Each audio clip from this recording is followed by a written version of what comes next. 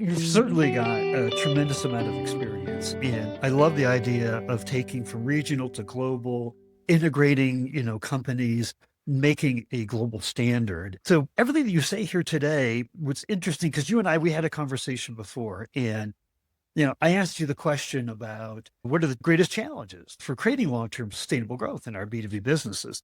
And we started talking about trust, among a number of other things. I just want to set the stage here a little bit because there's some pretty alarming things that are going on. We all know that our brands are trust marks, right? We kind of learned that early on in our careers.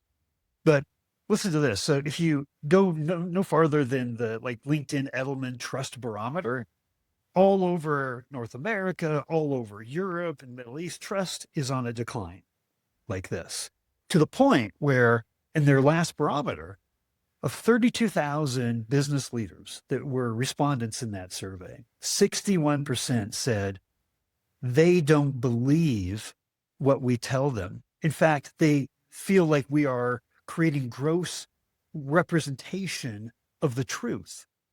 And like that hit me like a ton of bricks. I'm like, hang on a second. We all put ourselves in the best light, but they don't believe what we're saying. They don't believe what we're telling them.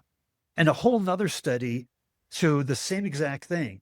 They said 74% of B2B buyers, they don't even believe the customer evidence we're presenting to them.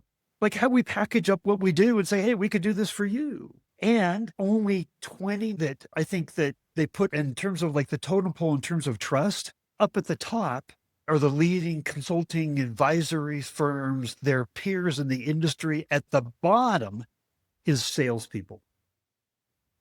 And we wonder why we're in this kind of like delayed B2B self-service buyer journey where they're waiting longer and longer and longer to want to talk to us. You put all this together and you kind of come to the conclusion we can't just do things the same way. Right? What was working 5 years ago, 10 years ago, it's just not going to work today. But this is the opportunity, right? This is where we say, okay, if we really embrace this, how do we embrace this to create explosive growth, right? And keep doing that, succeed in today's marketplace.